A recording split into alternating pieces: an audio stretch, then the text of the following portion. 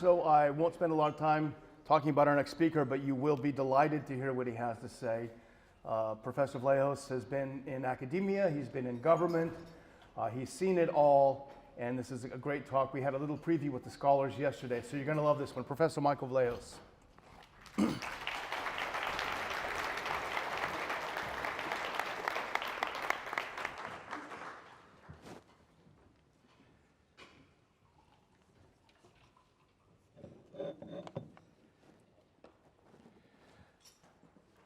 The United States has entered an extended period of revolution and civil war. But you all know that. What you want to know, more pertinently, I think, is the answer to three questions. First of all, what is happening? How far will this go?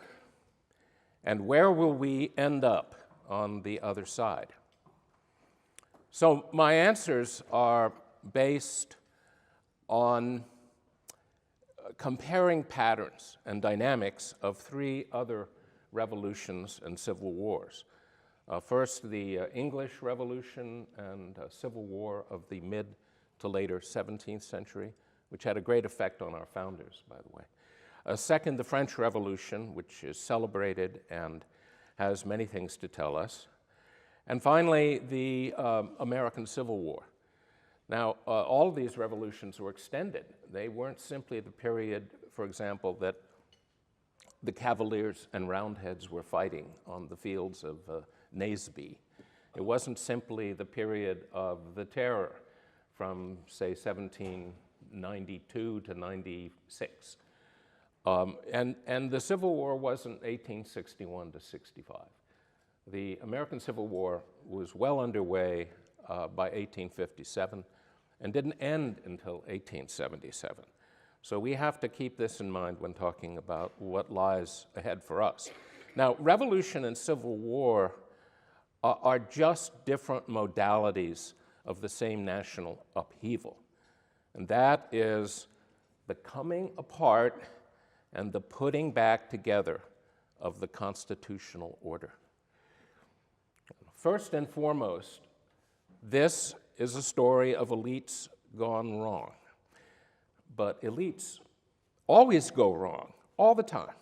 This is just a fact of civilized life and of civilization itself. City-states, empires, and nations need a leadership class and a leader who is the symbolic representative of the collective whole of the community.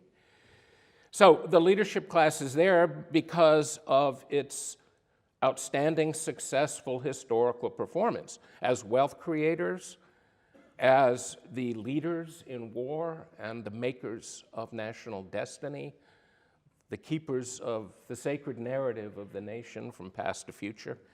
And they are the source of sacred authority, whether it's a state religion, divine right, or as our founders created, a civil religion.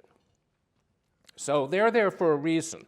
However, over time, growing wealth inequality, stratification of society, forms a kind of long-term secular trend over which the people are sort of glacially being pushed to the political and the economic margins. Meanwhile, the elite has grown comfortable in power, and their prime directive shifts from leadership to wealth enhancement and passing on power to their progeny. Yet their offspring, those progeny, the generations that succeed the makers the creators of the leadership elite.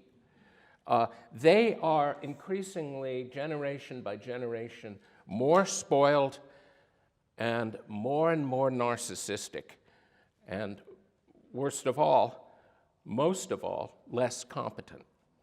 This is because the original merit system of elite promotional attainment and promotion has been thrown over.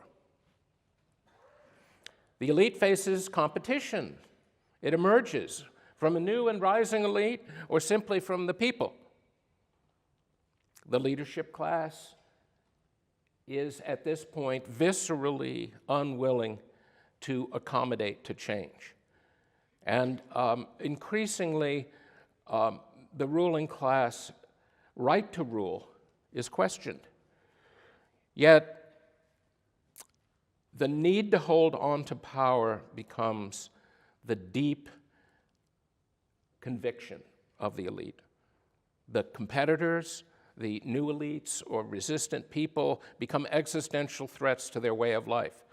This, at first, is a deep motivational conviction, not necessarily voiced, but it settles in the soul of elite sensibility. At this point, elites feel threatened and really insecure. Rival forces or movements created by change become literally the enemy of elite ownership of the state and the civil religion.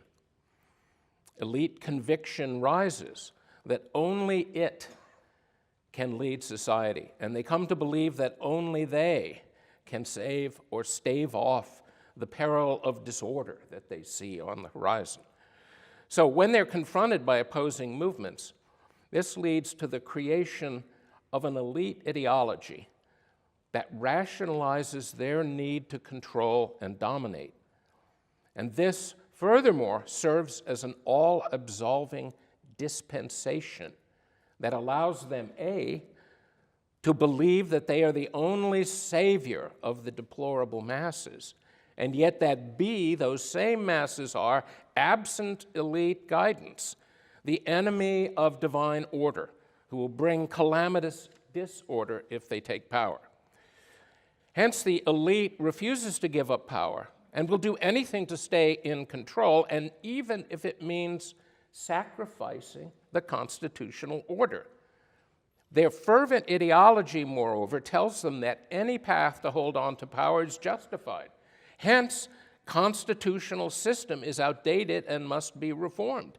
Indeed, their giving up power is the height of irresponsibility. This is the primary purpose of today's Church of Woke, as I call it, to assert itself as the successor civil religion to the old American religion, and in fact, the necessary successor. So, the elite will go down the path of deliberately delegitimating the very constitutional order that once made their bones. In extremis, holding on to power becomes more important than preserving the Constitution that underpins order in society itself. So the elite risks disorder to stay in power. They cannot see that this course risks the same outcome they say they are fighting to avoid. So here, a contemporary example would be to focus on the critical role in their discourse of gaslighting. Gaslighting, A, is a technique to hold onto power through manipulation. It highlights elite ruthlessness, it highlights their unanimity, and above all, it highlights their weakness.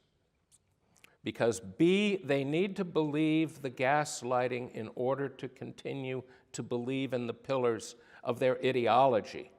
In other words, the elite becomes completely prey to totalizing suspension of disbelief. This was especially evident, it was evident in the run-up to the French Revolution. It was also front and center with the planter aristocracy and their vision of slavery and their ideology of the necessity of slavery and the need to extend it as law throughout the throughout the nation. And it is certainly true today. So the historical examples of new elites, and I'll just mention them, I can't go into them. In England in the 17th century, you had a rising yeomanry, and London had become the giant center of the nation, the engine of trade and finance. And they were not aristocrats. In France, of course, you had the rise of the bourgeois as a rival aristocracy, both in terms of productiveness and of wealth. And the US in the 1850s, you had the rise of the Republican Party, especially in the Midwest. And these were similar in some ways to the yeoman ancestors in England in the 17th century. And in the USA today, you have a different picture. Here, there is no rival elite.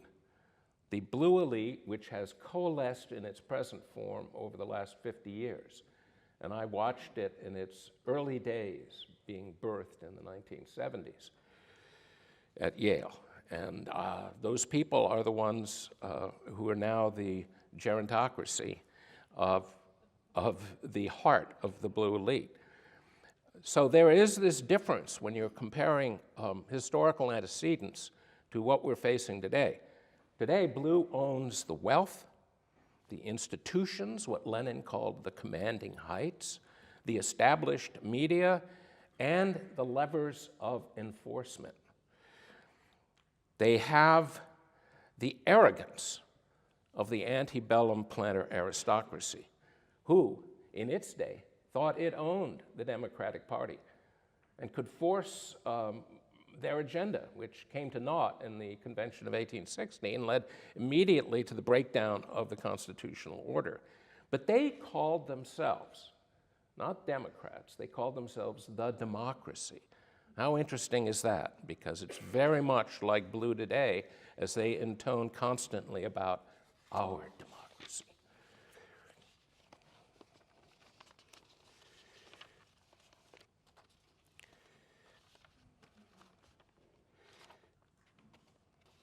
So, where, here we go. Yeah, I want to talk about the third issue, which I'm sure is the one you're most interested in, and that is where we will all come out on the other side. And looking at past revolutions, there is some good news. The good news is we will come out on the other side. The bad news is that the constitutional order will come apart, in spite of all of our ardent hopes, as were voiced earlier by Mr. Turley. It will come apart and it will have to be put back together. But above all, know this: the bad news is actually the good news. And the reason is clear, and it is vested in the behavior and the very consciousness of the blue elite. This elite will never consent to go back and agree to rebirth the old order we cherish. So there is really no alternative. And again, as Mr. Turley cited in his presentation, the truth of that statement, that the elite will never consent to go back, should be at this point self-evident. So I see two, I wish they could get a better ringtone, don't you? I see two paths as imminent, awaiting us. The constitutional order comes apart, yet somehow both parties are accommodated. So after some upheaval and crisis, a new order attains and reigns. Now, how could this peaceable outcome happen? Well, the foundation would be an alternative constitutional order based on state nullification.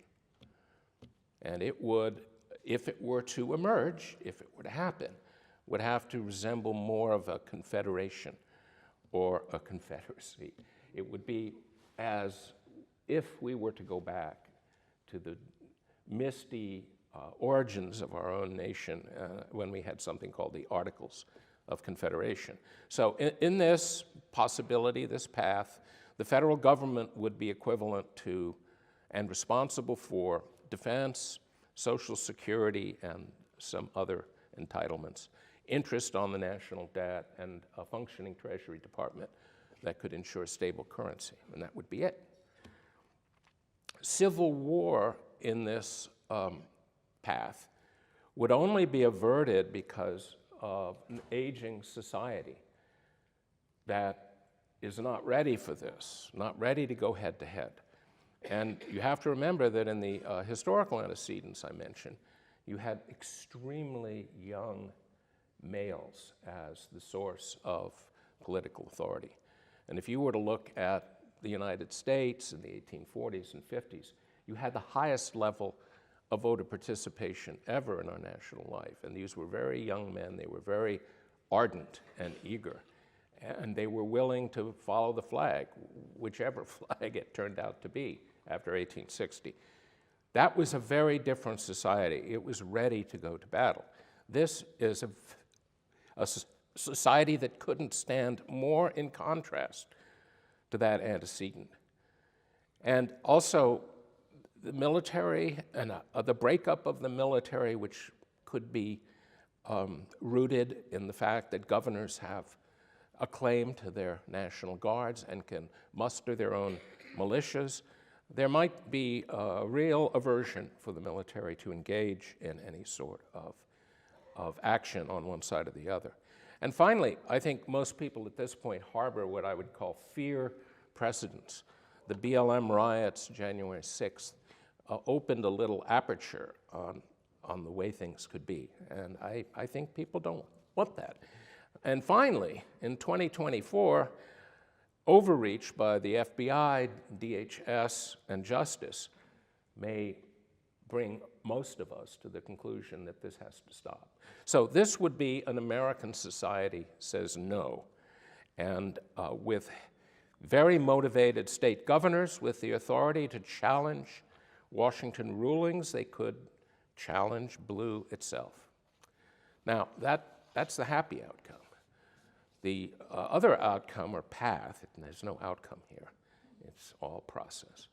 The elite seizes power, blue seizes power, and it's not very far from doing that. I mean, it may not happen, but it might as well also. The old constitutional order in this path is simply eviscerated. So when blue takes power, 2024, and ensures that it is the holder of power, the Constitution is hollowed out. It's eviscerated. So outwardly, it remains a kind of empty carapace. In other words, it becomes the equivalent of the old Soviet Constitution, a wonderful document ensuring everyone rights and all the best of things in life, their own right to happiness, for example. But we all know what it was really like in the Soviet Union. And that's why I think that if this pathway were to attain, that it would go down very, very hard. And we know the blueprint and the battle plan of this darker path, packing the Supreme Court, Puerto Rico and the District of Columbia becoming states, a modification of election management to ensure a perpetual blue control. There's a lot here. A lot of it would be through the media, as Max mentioned, in terms of the capability of social media to be used as a control arm of the state to silence opposition and to intimidate the citizen. Now, the problem with this is that it's the same problem that you have with an elite that believes it must adopt this path, even if it undercuts itself in doing so. So to do so by blue would immediately begin a process of delegitimation of the regime. because it would be illegitimate to half of Americans. There would be widespread, sometimes violent resistance and rejection. And the key here in terms of a dynamic, which you can see in what happened in the French Revolution and in the English Civil War, is that each step in elite enforcement of its control and power threatens another crisis and yet more resistance. So even if it is successful the first time and the second time and the third time, there is an unraveling. And we can see this in an easy metaphor of Soviet repression of Eastern Europe. Well, we can put down Poland in 1953, Hungary in 1956, you get to Czechoslovakia, and it's looking bad. Things are beginning to come apart, and a few years later, then you begin the final process of delegitimation, which is the rise of Solidarność in Poland. So you have an unraveling that is the inevitable outcome of overreach and repression and tyranny. So the bottom line here, and this would suggest an eventual regime collapse and a revolution which would create another constitutional order. Now, we've been through this before, so we can go through it again.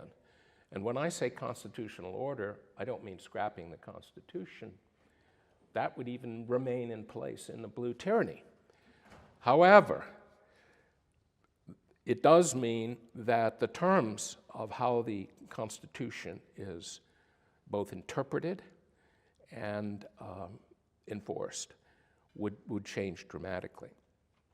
So inevitably, this darker path ends in crisis and eventually in accommodation, as I spell out in path number 1,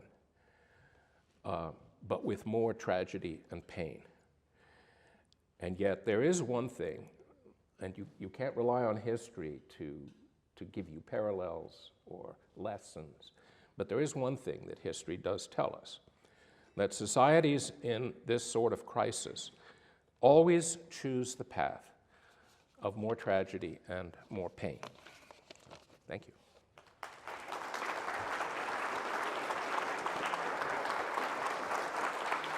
you.